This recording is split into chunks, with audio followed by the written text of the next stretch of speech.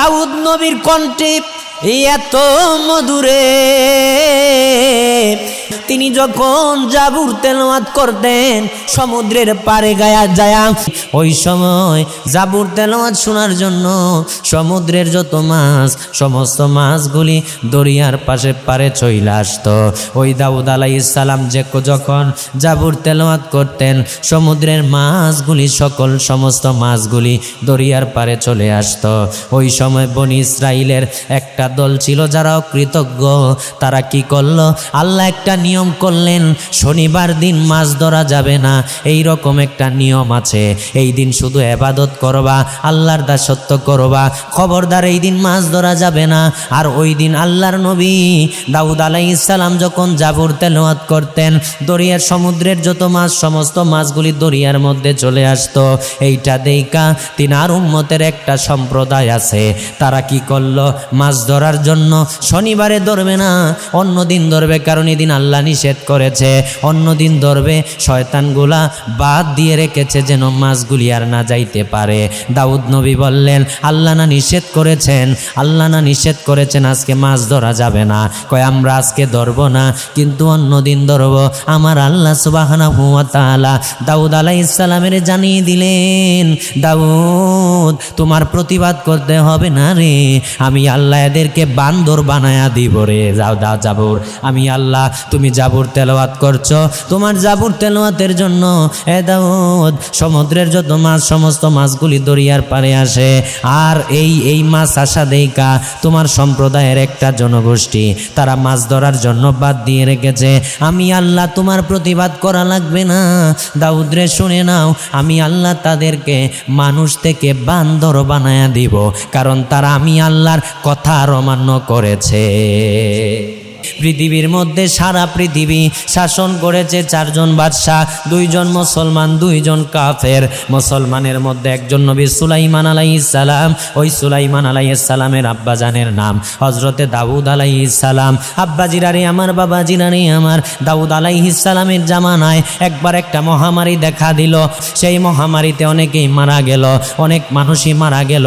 আর যারা যারা বেঁচে ছিল ওই সময় হযরতে দাউদ আলাইহিস সালাম আল্লাহর বান্দাদেরকে বললেন, বনি ইসরাইলদেরকে বললেন, ও আমার উম্মতেরা, আমার অনুসারীরা, তোমরা শোনো, আল্লাহ সুবহানাহু ওয়া তাআলার পক্ষ থেকে একটা মহামারী আসছিল, এই গজব আসছিল যারা যারা মারা গিয়েছে আর যারা যারা আমরা যারা বেঁচে আছি, সেই জন্য আল্লাহর শুকরিয়া আদায় করার দরকার আছে না নাই? ওই আল্লাহ সুবহানাহু ওয়া তাআলার নবী হযরতে দাউদ আলাইহিস সালাম তিনি তিনার বনি ইসরাইলদেরকে বললেন, অনুসারীদেরকে বললেন, আমরা যারা বেঁচে আছি মানে আমাদের যাদের মহামারী পাকড়াও করে নাই, শুকরিয়া আদায় করার দরকার আছে। এবার শুকরিয়া আদায় কিভাবে করব? দাউদ আলাইহিস সালাম কয়, শুকরিয়া আদায় করার অন্যতম মাধ্যম হচ্ছে আল্লাহর একটা ঘর বানানো।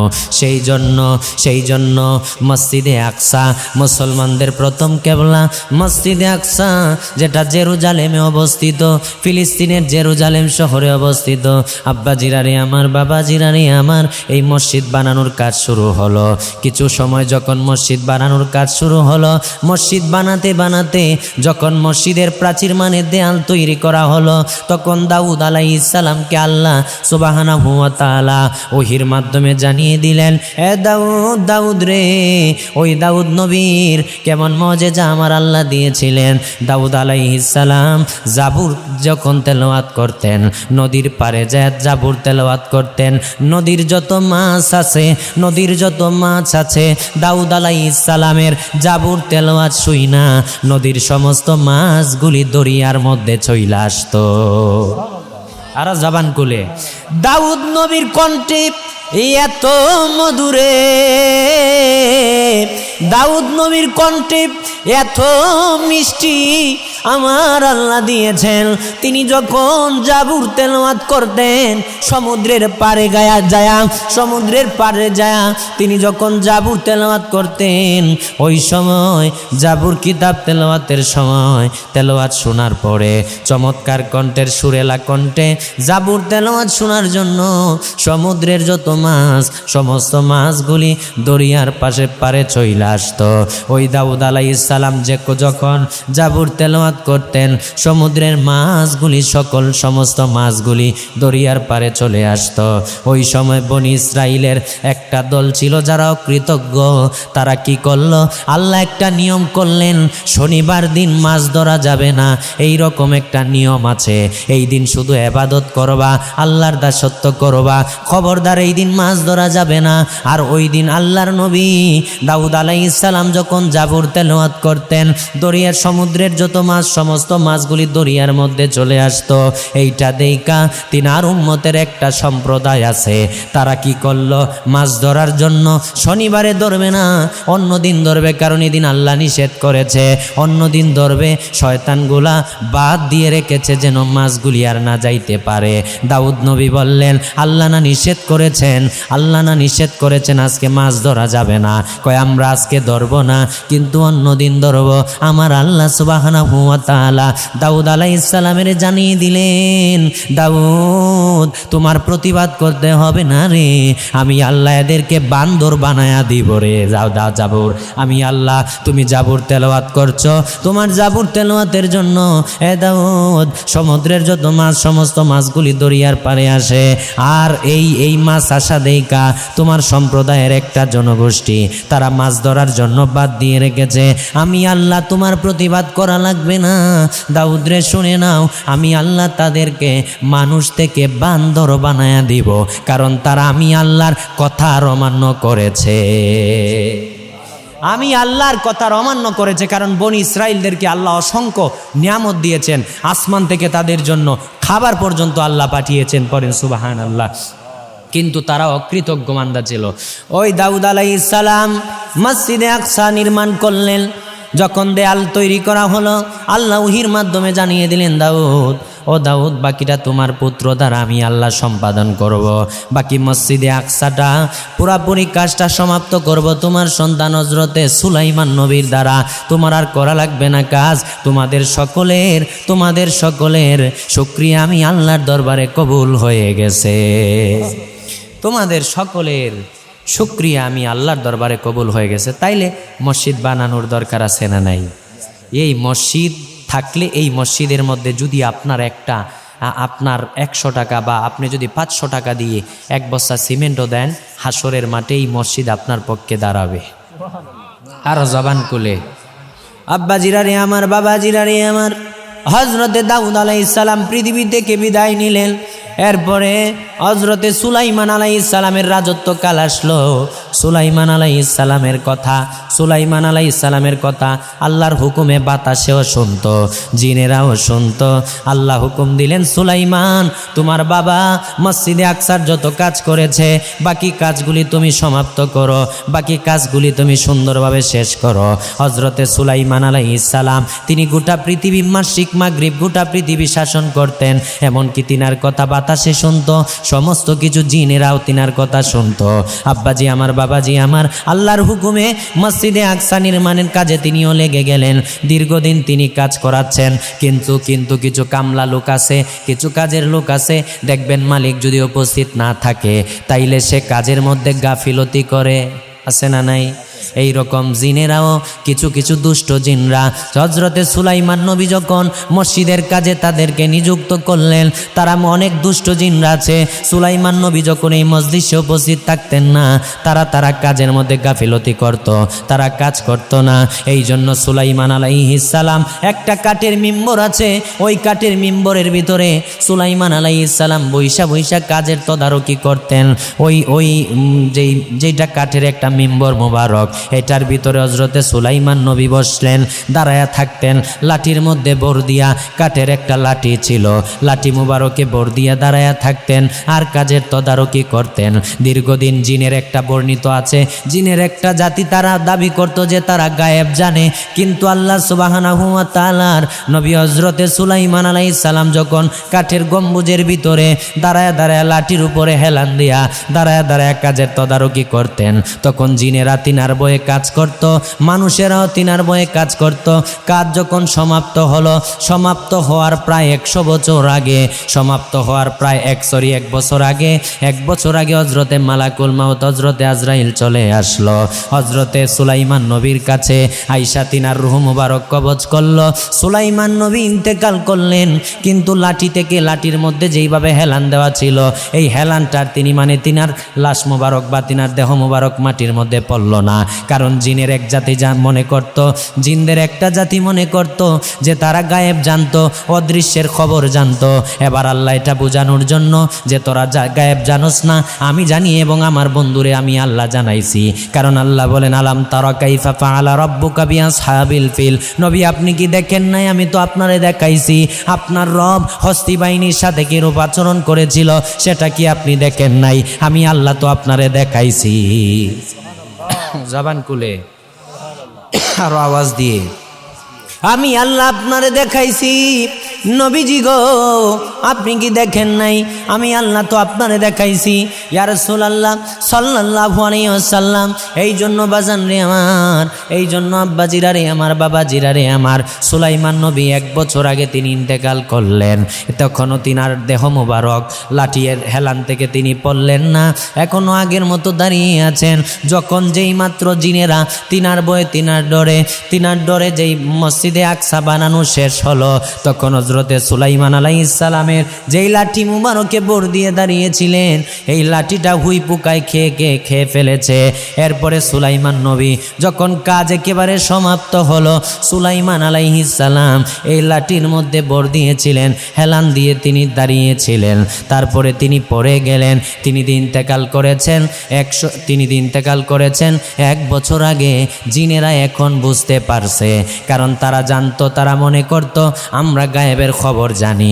কিন্তু আমার আল্লাহ কয়, না না না না না না না, তোমরা যদি গায়েব জানতা তাইলে সুলাইমান 1 বছর আগে মারা গিয়েছে।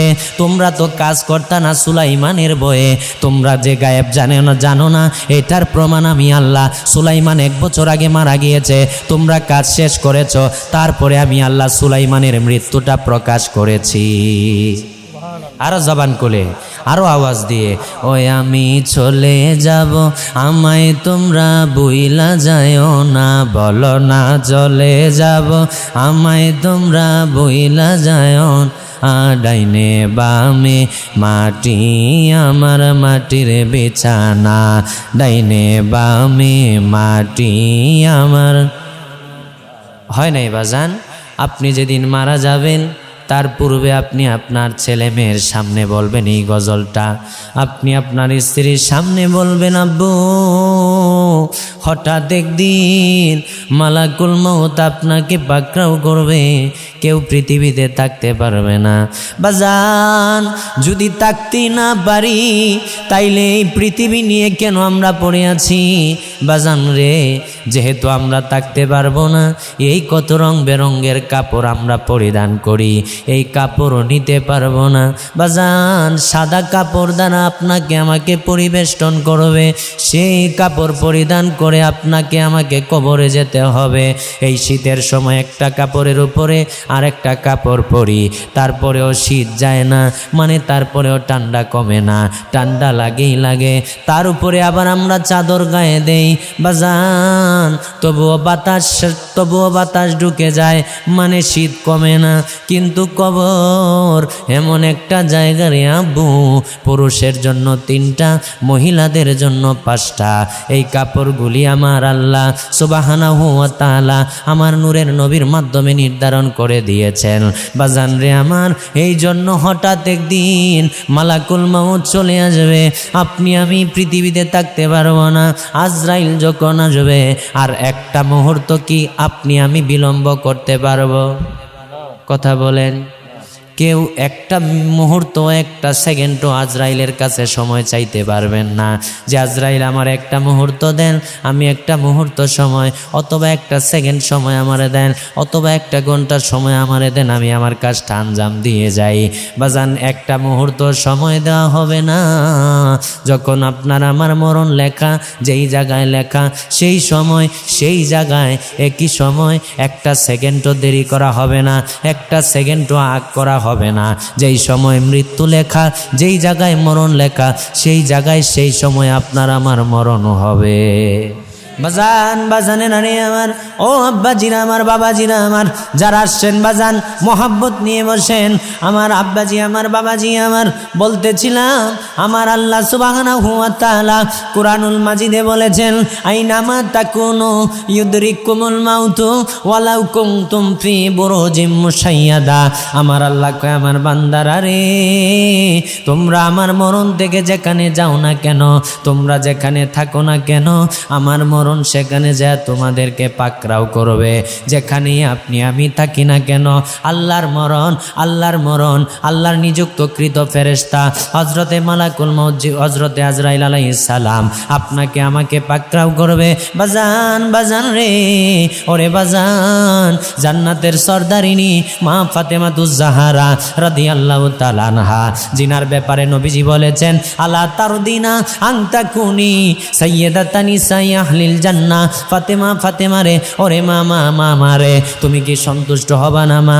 তুমি সন্তুষ্ট না হয়ে পারবা না। মা ফাতেমা বলে, আব্বা কেন গো আব্বা, কেন এই কথা বলছেন? আমার নূরের নবী কয়, আলা তারদিনা আনতা কুনি সাইয়্যিদাতান নিসাই আহলিল জান্নাহ। ফাতেমা, ফাতেমা, ফাতেমা রে, ওরে মা, আল্লাহ যেই জান্নাত বানিয়েছে, যেই জান্নাত বানিয়েছে হযরতে হাওয়া আলাইহিস সালাম সহ, মা, মামা রে, কিয়ামতের আগে যত নারীরা জান্নাতে যাবে রে মা, যত নারীরা জান্নাতে যাবে, যত রমণীরা জান্নাতে প্রবেশ করবে, মারে মারে মারে, ওরে মা, আমার আল্লাহ সেই জান্নাতের মালিক, সেই জান্নাতের মালিক আমার আল্লাহ। কিন্তু আমি রহমাতুল লিল আলামিনের কাছে আমার আল্লাহ, আমি রহমাতুল লিল আলামিনের জিম্মায় দিয়েছে। এবার আমি রহমাতুল লিল আলামিন তোমার একটা শুভ সংবাদ দেই রে মা। তুমি যেই জান্নাতে, যেই জান্নাতের মধ্যে পৃথিবী শুরু থেকে কিয়ামত পর্যন্ত যত মহিলারা প্রবেশ করবে, এই জান্নাতের সরদারিনী তুমি ফাতেমারে আমার আল্লাহ নিযুক্ত করেছে। সুবহানাল্লাহ। বাজার রে আমার, ওরে ওরে বাজার, একটু দুরূদ শরীফ, আল্লাহুম্মা সাল্লি মাওলানা মুহাম্মাদ ওয়া আলা দেনা মাও। বাজান, বাজান রে আমার, এই হাদিস কেন রহমাতুল লিল আলামিন মা ফাতেমারে শুনাইলেন? নবীজি রহমাতুল লিল আলামিন একদিন বললেন, ফাতেমারে, মদিনায় যখন রহমাতুল লিল আলামিন হিজরত করে আসলেন, তখন অনেক সাহাবীরাই মা ফাতেমা রাদিয়াল্লাহু আনহা তিনাকে বিবাহ করার জন্য রহমাতুল লিল আলামিনের কাছে প্রস্তাব নিয়ে আসছে। এবার হযরতে আলী রাদিয়াল্লাহু আনহু আসলেন। আমার নবী রহমাতুল লিল আলামিন আলী রাদিয়াল্লাহু আনহুর প্রস্তাবকে কবুল করলেন। এবার নবী বলেন, ফাতেমা মাগো, ও গো মা, আলীর সাথে তোমারে বিবাহ দিতে চাই গো মা, তোমার কোনো আপত্তি আছে নি? বাজান একটু খেয়াল করবেন, আমার নূরের নবী রহমাতুল লিল আলামিনের কন্যা মা ফাতেমাতুজ জাহরা, যার ব্যাপারে নবীজি বলেন, ও সাহাবীরা শুনে নাও, আমি যখন মেরাজে গেলাম, জান্নাত অবলোকন করলাম, জান্নাত থেকে আমি যখন দুনিয়ার জমিনে আসলাম, আমার যখন জান্নাতে যখন আমি গিয়েছিলাম মেরাজের রাতে, ওই সময় জান্নাতে চমৎকার একটা ঘ্রাণ পেয়েছিলাম। ওই ঘ্রাণটা যে আমি নাক মোবারক দ্বারা ঘ্রাণ নিয়েছিলাম, দুনিয়াতে আসার পরে সেই ঘ্রাণটা যখন আমার নিতে মনে চায়, আমার ফাতেমার গায়ের মধ্যে জান্নাতের সেই ঘ্রাণটা করত, আমি আমার ফাতেমার গা থেকে জান্নাতের সেই ঘ্রাণটা নিতাম। আর জবান খুলে, ওই মা ফাতেমাতুজ জাহরা রাদিয়াল্লাহু আনহাকে আমার নূরের নবী বললেন, ফাতেমা, ফাতেমা রে, মা রে, ওরে মা, আলীর সাথে তোমারে বিবাহ দিতে চাই মা, মা গো, তোমার কোনো মত আছে নি? হযরতে ফাতেমা কয়, আব্বা আমার কোনো আপত্তি নাই গো আব্বা, তবে আমার বিবাহের মহারণাটা কি বানছেন গো আব্বা? আমার এবং আলীর সাথে আমার বিবাহ দিবেন, আমার কোনো আপত্তি নাই, তবে আব্বা আমাদের বিবাহের মহারণাটা কি? আমার নবী কয়, মারে, তোমার আর আলীর বিবাহের মহারণা 400 দিরহাম, 400 দিরহাম। আমার মা ফাতেমা কয় আব্বা এই মহরণার উপরে আমি সন্তুষ্ট না। আমার মায়ের নবী রহমাতুল আলামিন বললেন কেন গো মা? কয় আব্বা গো, ও গো আব্বা, আমি দেখেছি গো বাবা, আপনি আমার আব্বা হলেও আমি দেখেছি আপনি আপনার উম্মতের জন্য ঘরের কোনায় কোনায় যায় কাঁদেন, পাহাড়ের চিপায় চিপায় যায় উম্মতের জন্য কাঁদেন গো আব্বা। আব্বা গো, আমার এটা বড় খারাপ লাগে, আমার আব্বা জান উম্মতের জন্য এত কান্না কাঁদে। আব্বা, মা ফাতেমা রে, তাইলে তুমি কি চাও রে মা? তোমার বিবাহের মহরণা কি হোক, তুমি কি চাও বলো? হযরত ফাতেমা কয় আব্বা আমারে কেন বলছেন? মা ফাতেমা কয় আব্বা আমারে কেন বলছেন? আমার নূরের নবী কয় হগো মা, তোমার বিবাহের মহরণা তুমি বলো। তবে আগের দিন পরের দিন রহমাতুল আলামিন আবার ফাতেমা রাদিয়াল্লাহু আনহার কাছে যা বললেন, ফাতেমা ওই হাদিসের কথা নবী বললেন, ফাতেমা আমার আল্লাহ জিব্রাইলে পাঠাইলেন, জিব্রাইল রে আমার রহমাতুল আলামিনের কাছে যাও। ফাতেমার বিবাহের মহরণা 400 দিরহাম। ফাতেমা সন্তুষ্ট হয় নাই। জিব্রাইল তুমি আমার রহমাতুল আলামিনের কাছে যাও, যাই আমার রহমাতুল আলামিনের বলে দাও যেই জান্নাত আমি আল্লাহ বানিয়েছি ওই জান্নাতের সরদারিনী হযরতে ফাতেমারে আমি আল্লাহ নিযুক্ত করলাম, হযরতে ফাতেমারে আমি আল্লাহ নিযুক্ত করলাম।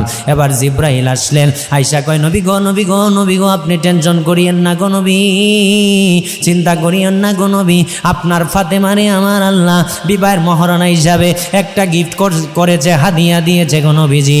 হযরতে ফাতেমার একটা হাদিয়া দিয়েছে। আমার নূরের নবী কয় জিব্রাইলের সে হাদিয়াটা কি রে জিব্রাইল? জিব্রাইল কয় নবীজি গো, নবীজি গো, ইয়া রাসূলুল্লাহ, আল্লাহ যে জান্নাত বানিয়েছে ওই জান্নাতের মধ্যে যত রমণীরা হযরতে হাওয়া আলাইহিস সালাম সহ এরপরে কিয়ামত পর্যন্ত যত রমণীরা জান্নাতে প্রবেশ করবে, জান্নাতীরা জান্নাতে প্রবেশ করবে, নবীজি গো, নবীজি গো, নবীজি গো, ওই জান্নাতের সরদারিনী আমার আল্লাহ আপনার কন্যা ফাতেমারে কবুল করে নিয়েছে। ফাতেমা যেন সন্তুষ্ট হয়ে যায়, আপনি ফাতেমারে জানিয়ে দেন, হযরতে ফাতেমারে জানিয়ে দেন। রহমাতুল আলামিন ফাতেমাতুজ জাহরা রাদিয়াল্লাহু আনহার কাছে পরের দিন যা কয়, ফাতেমা রে, ওরে মা, তুমি সন্তুষ্ট না হয়ে পারবা না রে মা, আল্লাহ তোমার এবং আলীর বিবাহের মহরণা হিসাবে তোমাদেরকে একটা গিফট দিয়েছে, হাদিয়া দিয়েছে। মা ফাতেমা কয় আব্বা সে হাদিয়াটা কি? ফাতেমা শুনো রে মা, মা গো, ও গো মা, শুনো গো মা, আমি তোমার বাবা বলছি, জিব্রাইল আল্লাহর পক্ষ থেকে আসছে, আল্লাহ যে জান্নাত বানিয়েছে রে মা, ওই জান্নাতের সরদারিনী তুমি ফাতেমারে আমার আল্লাহ নিযুক্ত করেছে। আরো জবান খুলে মা ফাতেমা কয় আব্বা, আব্বা গো, এই হাদিয়ায়ও আমি সন্তুষ্ট না, আমার বিবাহের মহরণা এই হাদিয়াটাও আমি চাই না গো আব্বা, তাইলে মা তুমি তোমার মহরণা নিজেই বলো। মা ফাতেমা কয় আব্বা আমাকে কেন বলছেন? আমার নূরের নবী কয় হরে মা তুমি বলো তোমার বিবাহের মহরণা। আমার মা ফাতেমা বলেন, আব্বু, আব্বু গো, ও গো আব্বু, আমি দেখেছি আপনি ঘরের কোনায় কোনায় যায় আপনার উম্মতের জন্য কাঁদেন, আমি দেখেছি আপনি হেরা গুহায় যায় আপনি উম্মতের জন্য কাঁদেন, কেঁদেছেন আব্বা। আব্বা গো, আমার বড় খারাপ লাগে গো আব্বা, আমার আব্বা উম্মতের জন্য এত কান্না কাঁদে, আমি ফাতেমা চাই গো আব্বা, আমি ফাতেমা চাই আমার আব্বা আপনার যত উম্মত হবে আশেকে রসুল হবে, আব্বা গোটা পৃথিবীর জমিনে যারা আপনার উপরে দুরূদ পড়বে, আপনারে দাঁড়ায় দাঁড়ায় সালাম দিবে গো আব্বা, আমি ফাতেমায় যাই, তাদের জান্নাত আমি ফাতেমার বিবাহের মহরণা যেন হয়ে যায়। আরো জবান খুলে সুবহানাল্লাহ, আরো আওয়াজ দিয়ে সুবহানাল্লাহ। এক নাম তোমার ফাতেমা, আরেক নাম বতুল, মাগো এক নাম তোমার ফাতেমা, আরেক নাম বতুল, তুমি আওলাদে রাসূল, মাগো আওলাদ। মারহাবা কয় না, মারহাবা কয় না, বলে টাকা পাইছে নাম নেই, মারহাবা কমো আমরা নাকি? তাহলে নাচ শরীফটা পড়বেন, পড়বেন আমার সাথে, পড়েন জবান খুলে। এক নাম তোমার ফাতেমা, আরেক নাম বতুল, বলো এক নাম তোমার ফাতেমা, আরেক নাম বতুল, তুমি আওলাদে রাসূল, মাগো আওলাদে রাসূল, তুমি আওলাদে রাসূল, তুমি সরদারে জান্নাত, মাগো সরদারে জান্নাত, বুখারী শরীফের হাদিসেরই এবারত, তুমি সরদারে জান্নাত, মাগো সরদারে জান্নাত, বুখারী শরীফের হাদিসেরই এবারত, তোমায় ভালোবেসে মোরা পাইতে চাই কুল, মাগো তোমায় ভালোবেসে মোরা পাই কুল, আবার তোমায় ভালোবেসে মোরা পাইতে চাই কুল, তুমি আওলাদে রাসূল, মাগো আওলাদে রাসূল, তুমি আওলাদে রাসূল, মাগো আওলাদ ওল। এক নাম তোমার ফাতেমা, আরেক নাম বতুল, মাগো এক নাম তোমার ফাতেমা, আরেক নাম বতুল, তুমি আওলাদে রাসূল, মাগো আওলাদে রাসূল, তুমি আওলাদে রাসূল, মাগো আওলাদে রাসূল। আব্বাজি রানী আমার, বাবাজি রানী আমার, ওই মা ফাতেমাতুজ জাহরা রাদিয়াল্লাহু তাআলা আনহা বলেন, আব্বা ও আব্বা আমি সন্তুষ্ট হব আব্বা। মা আমার নূরের নবী কয়, কখন সন্তুষ্ট হবারে মা? আমার নূরের নবীর কন্যা ফাতেমাতুজ জাহরা রাদিয়াল্লাহু আনহা কয়, আব্বা জান আমি চাই আপনার যত উম্মত আশিকে রসুল হবে, আমি ফাতেমা চাই গো আব্বা, তাদের জান্নাতে যাওয়া যেন আমি ফাতেমার বিবাহের মহারণাটা আমার আল্লাহ দিয়ে দেয়। পরের দিন জিবরাইল আলাইহিস সালাম আল্লাহর পক্ষ থেকে হাজির হলেন আর বললেন, ও ইয়া রাসূলুল্লাহ সাল্লাল্লাহু আলাইহি ওয়াসাল্লাম, ফাতেমার আরজি আমার আল্লাহ মঞ্জুর করেছে, আমার আল্লাহ ফাতেমার আরজি মঞ্জুর করেছে।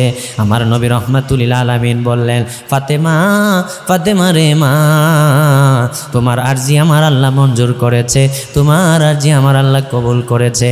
কয় তাইলে আব্বা আমি ফাতেমা চাই, আব্বা গো একটা কাগজ আকৃতিতে যেন আমার কাছে একটা দলিল হিসেবে আমার কাছে পেশ করা হয়। ফাতেমাতুজ জাহরা রাদিয়াল্লাহু আনহার কাছে একটা কাগজ নিয়ে আসলেন নবীজির কাছে হযরতে জিবরাইল, এইটার মধ্যে সাক্ষী দেওয়া যে আমার আল্লাহ ওয়াদা করেছেন আশিকে রাসূল যারা নবীজির উম্মত হবে তাদেরকে আল্লাহ বিনা হিসেবে জান্নাত দিয়ে দিবে। আর জবান খুলে এবার মা ফাতেমাতুজ জাহরা রাদিয়াল্লাহু আনহা আমার নূরের নবী রাহমাতুল লিল আলামিনের ব্যাপারে হযরত ইমাম গাজ্জালী রাহমাতুল্লাহি আলাইহি মরণের আগেও পরে কিতাবের মধ্যে রাহমাতুল লিল আলামিনের ব্যাপারে লিখেন। তিনি বলেন, আমার মায়ের নবী রাহমাতুল লিল আলামিন একদিন হুজরা মুবারকে আগমন করেছেন। হযরতে আয়েশা রাদিয়াল্লাহু আনহার নববী যেই মসজিদে নববী যেই জায়গায় এই রওজা রাসূলুল্লাহ সাল্লাল্লাহু আলাইহি ওয়াসাল্লামের রওজা মুবারক রিয়াজুল জান্নাহ, এই জায়গার মধ্যে আম্মাজান হযরতে আয়েশা রাদিয়াল্লাহু আনহার পাশে হযরতে আয়েশা রাদিয়াল্লাহু আনহার বাড়ি ছিল। এই জায়গাটার মালিক ছিলেন হযরতে আবু বকর রাদিয়াল্লাহু আনহু। একদিকে নবীজির শ্বশুর, অপরদিকে নবীজির সাহাবী, শ্রেষ্ঠ সাহাবী। কিন্তু হযরতে আবু বকর কোনোদিন নবীজিরে জামাই বইলা ডাক দেয় নাই। এটাই হচ্ছে হুব্বে রাসূল। আর জবান খুলে নবীর শ্রেষ্ঠ সাহাবী হযরত আবু বকর সিদ্দিকী, বলো না নবীর শ্রেষ্ঠ হযরত আবু বকর সিদ্দিকী, হয় নাই নবীর শ্রেষ্ঠ হযরত আবু বকর সিদ্দিকী। বাবা ভালোবেসে শুইল পাশে, যায়া দেখো মদিনা আসে গম মিনের ঠিকানা, বলো না মদিনা আসে গম না। বাবা দিদার চেয়ে কাঁদো তোমরা, দিদার চেয়ে কাঁদো তোমরা, হও না নবীর দিওয়ানা, মদিনা আসে গম ঠিকানা, বলো না মদিনা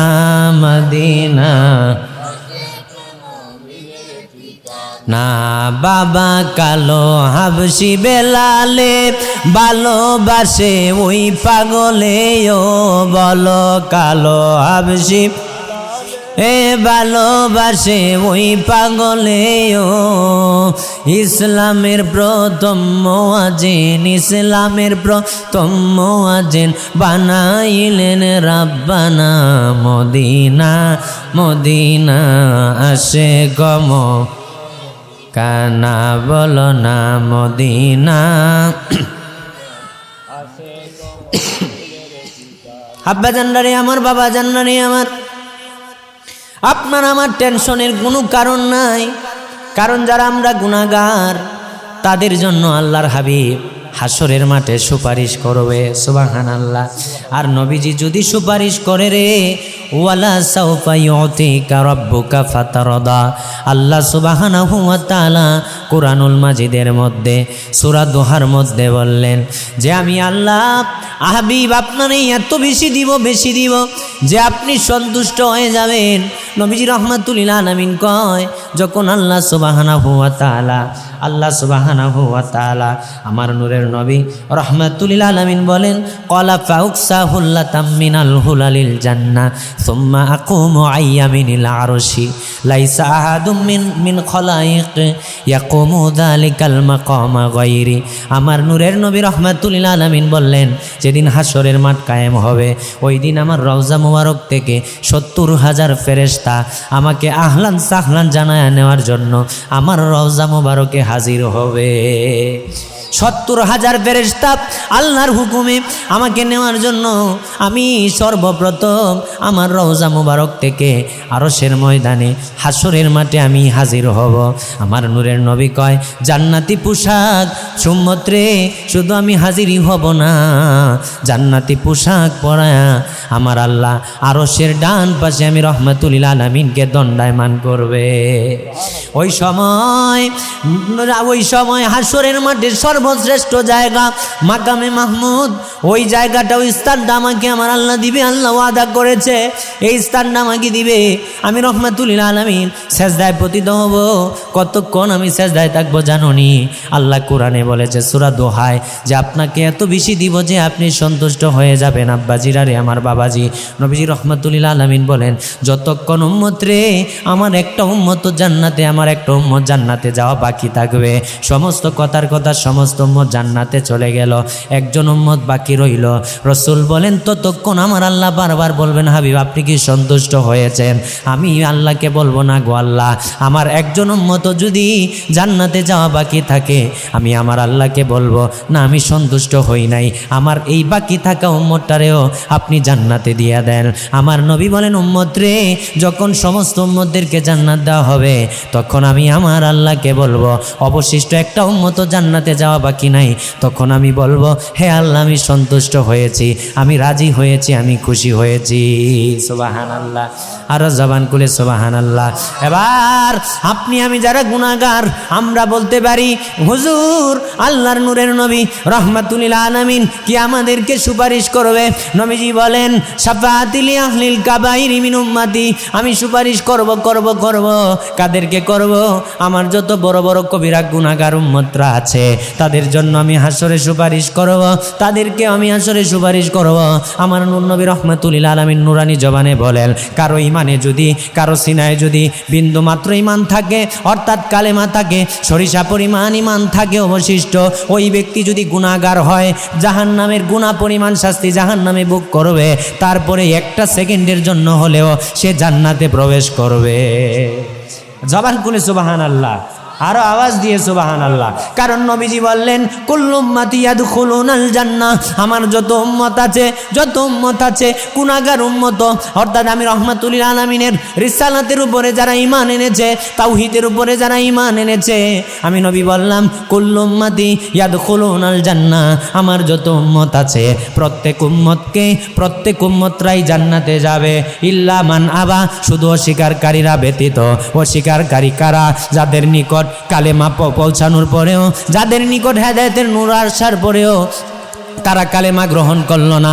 রসুল বলেন তারা ব্যতীত আমার বাকি উম্মত যারা ঈমান আনবে, সরিষা পরিমাণ একটু বিন্দু পরিমাণ ঈমান তাদের সিনায় থাকবে, তারা একটা সেকেন্ডের জন্য হলেও জান্নাতের আরামায়েশ ভোগ করবে। আরো জবান খুলে পড়েন না, আরো আওয়াজ দিয়ে পড়েন না। ও ইমাম গাজ্জালি রহমাতুল্লাহি আলাইহি বলেন, নবীজি রাহমাতুল আলামিন তিনি লিখেন, তিনার কিতাব মরণের আগেও পরে কিতাবের মধ্যে উল্লেখ করেছেন, রহমাতুল আলামিন যখন হযরতে আম্মা জান আয়েশা রাদিয়াল্লাহু আনহার হুজরা মুবারকে আগমন করলেন, আম্মা জান আয়েশা রাদিয়াল্লাহু আনহা আমার নূর নবী রহমাতুল আলামিনকে দেখে বসা থেকে দাঁড়িয়ে গেলেন। সুবহানাল্লাহ। নবীজি রহমাতুল আলামিনকে বসা থেকে দাঁড়িয়ে গেলেন, তিনাকে দেখার পরে বসা থেকে দাঁড়িয়ে গেলেন। এরপরে নবীজি বললেন, আয়েশা রে দাঁড়ায় না রে আয়েশা, এই জায়গায় বসে পড়ো। আমি বসে পড়লাম। এরপরে আমার নূরের নবী হায়াতুন নবী জিন্দা নবী রহমাতুল আলামিন একটু দুরূদ শরীফ আল্লাহুম্মা সাল্লি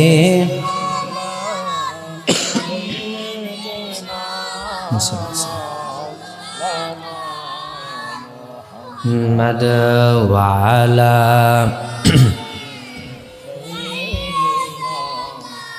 মাওলানা। ইমাম গাজ্জালি রহমাতুল্লাহি আলাইহি তিনার মরণের আগেও পরে কিতাবের মধ্যে উল্লেখ করেন, রহমাতুল আলামিন দুপুরবেলা একদিন আম্মাজান হজরতে আয়েশা রাদিয়াল্লাহু আনহার হুজরায় আসলেন। এমন সময় আম্মাজান আয়েশা রাদিয়াল্লাহু আনহা নবীজিকে দেখে দাঁড়ায় গেলেন। সুবহানাল্লাহ, নবীজির সম্মানে। তখন নবীজি আগমন করে বলেন, আয়েশা বসো। আম্মাজান আয়েশা বসলেন। বসার পরে নবীজি রহমাতুল আলামিন আম্মাজান আয়েশা রাদিয়াল্লাহু আনহার উরু মুবারকের মধ্যে মাথা মুবারক রাখলেন। সুবহানাল্লাহ। এরপরে চক্ষু মুবারকটা বন্ধ করলেন। আম্মাজান আয়েশা রাদিয়াল্লাহু আনহা নবীজি রহমাতুল আলামিনের মাথা মুবারক যখন তিনার উরু মুবারকে রেখে শুয়ে পড়লেন, তখন আম্মাজান আয়েশা রাদিয়াল্লাহু তাআলা আনহা রহমাতুল আলামিনের দাড়ি মুবারকগুলি হাতাইতেছেন। নবীজি রহমাতুল আলামিনের দাড়ি মুবারকগুলি হাতাইতে হাতাইতে 19টা দাড়ি মুবারক পাকা পাইলেন। ইমাম গাজ্জালি রহমাতুল্লাহি আলাইহি তিনার কিতাবের মধ্যে উল্লেখ করেছেন, কয়টা দাড়ি? 19টা দাড়ি মুবারক আম্মা জান আয়েশা রাদিয়াল্লাহু আনহা পাকা পাইলেন। এরপরে হাতাইতে হাতাইতে আম্মা জান আয়েশা রাদিয়াল্লাহু আনহার চোখ থেকে নিজের অজান্তে পানি বের হয়ে গেল। এক ফোঁটা চোখের পানি রহমাতুল আলামিনের গাল মুবারকে এসে পড়ল। নবীজি চক্ষু মুবারক খুললেন, খুলে বললেন, আয়েশা, আয়েশা রে তুমি কাঁদো কেন রে আয়েশা? আম্মা জান আয়েশা বললেন, নূরের নবী গো, আপনি বুঝি আর দুনিয়াতে বেশি দিন থাকবেন না, কারণ আপনি তো জবানে বলেছেন ইয়া রাসূলুল্লাহ, কারো যখন একটা চুল অথবা একটা দাড়ি সাদা হয়ে যাবে মনে করতে হবে মৃত্যু তাকে সিগন্যাল দিচ্ছে। এটা আপনি রহমাতুল আলামিন নুরানি জবানে বলেছেন। বাজান, নবীজির কথা কখনো মিথ্যা হতে পারে? মিথ্যা হতে পারে? কারণ আল্লাহ বলেছেন ওয়াসাদাকাল্লাহু ওয়া রাসূলুহু, আমিও সত্য বলি আমার নবীও সত্য বলে। এই জন্য নবী গো, আপনি তো বলেছেন একটা চুল একটা দাড়ি যার সাদা হয়ে যাবে, যদি কোনো সমস্যার কারণে চুল না পাকে, যদি বয়সের কারণে চুল পেকে যায়, তাইলে মনে করতে হবে মৃত্যু তাকে সিগন্যাল দিচ্ছে। আপনি তো বলেছেন গো নবীজি, আমার নূরের নবী কয়, আয়েশা রে, এরে আয়েশা তুমি যা বলেছ সত্যই বলেছ। ইয়া রাসূলুল্লাহ সাল্লাল্লাহু আলাইহি ওয়াসাল্লাম, আর বুঝি বেশি দিন আপনি আমাদের মাঝে থাকবেন না। নবীজি গো, আমি আয়েশার একটা জিনিস জানতে মনে চায়। আম্মা জান আয়েশা বললেন, আমার একটা জিনিস জানতে মনে চায়, আপনি আমাকে সেই কথার উত্তরটা দিবেন নি গো নবী? আমার নূরের নবী কয়, আয়েশা, আয়েশা বলো বলো বলো, কি জানতে মনে চায় তোমার? আম্মা জান আয়েশা কয়, নবীজি গো, আমার বড় জানতে মনে চায় মৃত ব্যক্তির কোন সময়টা দুঃখের সময়। আমার নূরের নবী বললেন, আয়েশা, আয়েশা রে, কোনো মানুষ যখন মারা যায়, ওই মানুষ যখন মারা যাবে, খাটিয়া থেকে যখন তার নিচে নামানো হবে, তখন ওই সময়টা ওই ব্যক্তির দুঃখের সময়। হযরতে আম্মা জান আয়েশা রাদিয়াল্লাহু আনহু নিয়ে আসলে শেষ করে দিব, ওনাকে নিয়ে আসেন। আম্মা জান আয়েশা রাদিয়াল্লাহু আনহা আবার নূরের নবীকে বলেন, নবীজি গো, ইয়া রাসূলুল্লাহ সাল্লাল্লাহু আলাইহি ওয়াসাল্লাম, তারপরে কোন সময়টা মৃত ব্যক্তির দুঃখের সময়? আমার নূরের নবী রহমাতুল লিল আলামিন বলেন, আয়েশা রে, ঘর থেকে যখন তাকে মৃত ব্যক্তিকে বের করে নিয়ে যায় ওই সময়টা মৃত ব্যক্তির দুঃখের সময়। এরপরে আম্মা জান আয়েশাকে আমার নূরের নবী বললেন, আয়েশা রে, শুধু তাই নয় রে আয়েশা, মৃত ব্যক্তিকে যখন গোসলখানায় নিয়ে যায় ওই সময়টা মৃত ব্যক্তির সব চাইতে বড় দুঃখের সময়। জবান করে সুবহানাল্লাহ। চিন্তা করো রে মন কই যাইবা রে, বলো চিন্তা করো রে মন, কোন দেশে যাইবা তুমি সকলকে ফালাইয়া রে, চিন্তা করো রে মন রে, সবাই চিন্তা করো রে মন গো, মরা দেহে মাছি মশা তাকিবে বসিয়া, আর দিতে পারবে না তুমি তাদেরকে সরাইয়া রে, চিন্তা করো রে মন কো বারে, জোরে জোরে চিন্তা করো রে মন। নারায়ে তাকবীর, নারায়ে রিসালাত, প্রধান অতিথি সাহেবের আগমন। কোথায় বললেন তো শেষ করে দিব, হুজুর কোথায়?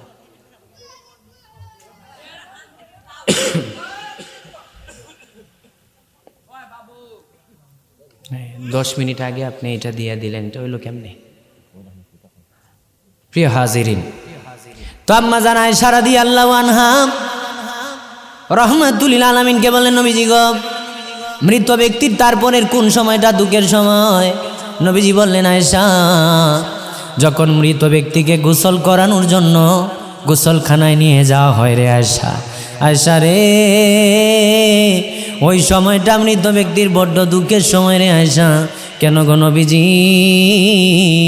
আমার নবী কয়, আয়েশা, ওই সময় যখন মৃত ব্যক্তির কাপড়টা, গায়ের কাপড়টা খুলে ফেলে গোসল দিবে, তার গায়ের মধ্যে যখন ডলা দেয়, ডলা দিলে গায়ে মৃত ব্যক্তি ডেকে কয়, আমার ছেলেরা এত জোরে জোরে আমার গায়ে ডলা দিও না, মাত্র আজরাইল আমার রুহ কবজ করেছে, এখনও আমার গায়ে সেই ব্যথাটা আছে।